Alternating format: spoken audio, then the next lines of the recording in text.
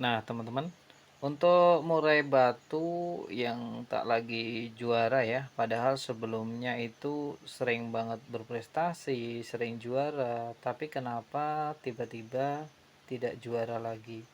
Ini tentu ada penyebabnya kenapa murai batu tak lagi juara ya, teman-teman. Coba teman-teman selidiki ya.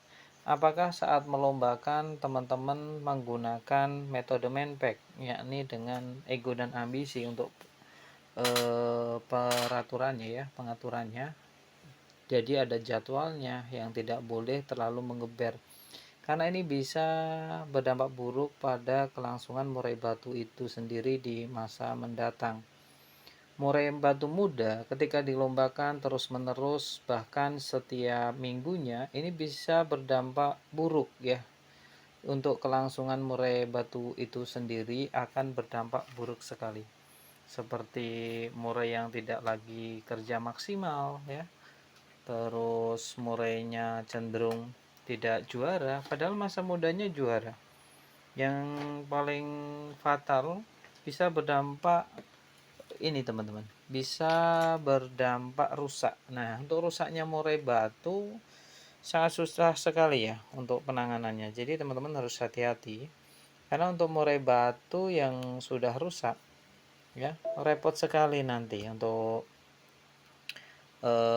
mengembalikan ke titik awal lagi itu sangat kerepotan. Jadi harus benar-benar hati-hati. Kalau masa mudanya digeber, biasanya murai batu ini di dewasanya akan hilang, teman-teman. Dalam artian yakni tidak lagi ada kabarnya. Karena murai batunya yang tadi rusak. Ada yang mutasinya tidak tuntas ya. Ini bisa fatal bahkan. Jadi untuk murai batu yang mudanya digeber malah cenderung tidak bisa ganti bulu atau mutasi ketika kita salah merawat sedikit saja ya saat mutasi itu, maka murai batunya akan terganggu yang lama prosesnya ya, malah cenderung nyulam terus menerus ya. Kalau murai batu nyulam itu kalau kita lombakan tidak akan maksimal, teman-teman, tidak akan maksimal. Terus juga apa ya, eh, nggak bisa neken, nggak bisa mengintimidasi lawan, tidak memegang daerah teritorial yang sebagaimana mestinya. Seharusnya murai batu kita itu karena mentalnya bagus, maka bisa mengendalikan area sekitar, yakni memegang teritorial atau wilayah daerah penguasaan. Baru dia bisa mengintimidasi lawan dengan membongkar-bongkar materi.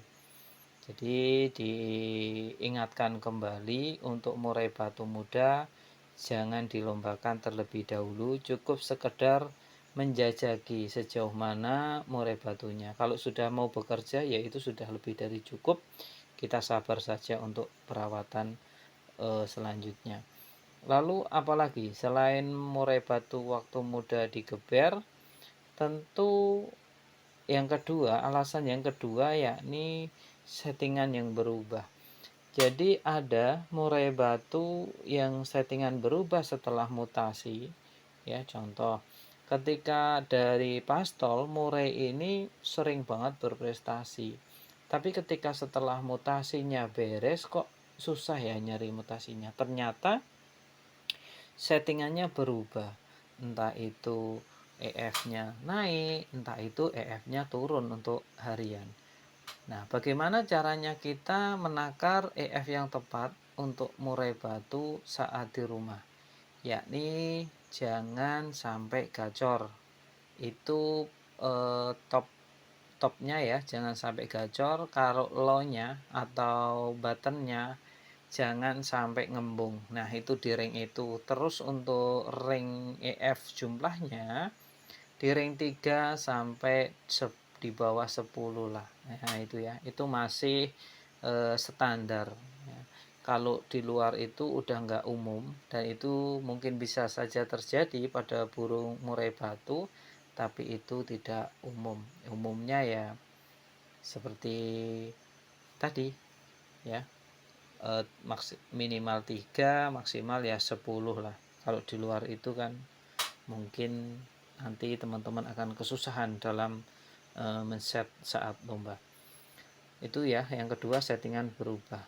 Yang ketiga salah rawatan. Rawatan salah juga bisa berdampak pada burung murai batu kita untuk tidak lagi berprestasi. Murai batu itu kan gampang stres, perlu perawatan ekstra. Nah, perawatan ini sangat penting sekali. Kita bisa memahami murai batu dewasa kalau kita sudah mengenal karakter dari burung murai batu itu sendiri.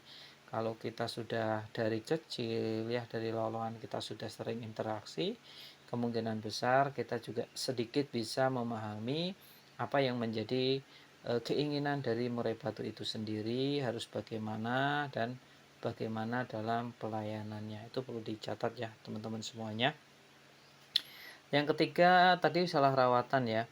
Yang keempat ada murai rusak. Jadi ada 4 hal ya, mudanya digeber, settingannya berubah, terus salah rawatan tadi, terus murai rusak. Murai rusak itu seperti apa? Murai rusak ya bisa kena mentalnya, terus bisa dia pokoknya dia nggak wajar. Dia bisa menyakiti diri sendiri seperti cabut bulu dan lain sebagainya. Itu bisa menjadi indikasi bahwa murai batu kita itu rusak. Dan ada lagi murai batu yang terlalu gacor. Loh, murai batu gacor kok rusak? Betul. Murai batu yang terlalu gacor di rumah itu juga tidak bagus jika orientasi kita untuk lomba, teman-teman. Tapi ketika orientasi kita untuk dinikmati kicauannya, terus untuk rumahan, nah ini tipikal seperti ini yang menjadi idaman kita ya. Sambil kita nyemil gorengan, minum kopi ya, sampingnya ada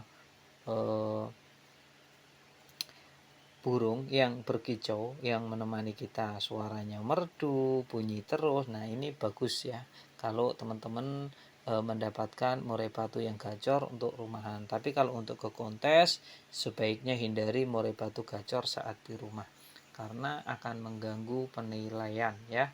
Dan murai batu gacor di rumah akan kekurangan fighter dan tenaga staminanya. Oleh karena itu ya, teman-teman untuk melombakan cukup 1 bulan sekali murai dewasa. Kalau murai batu muda ya, murai batu muda cukup dicoba saja, nggak usah dilombakan ya. Itu 4 hal alasan nggak juara lagi pada sebelumnya sering juara. Terima kasih ya sudah mampir sejauh ini ya teman-teman ya.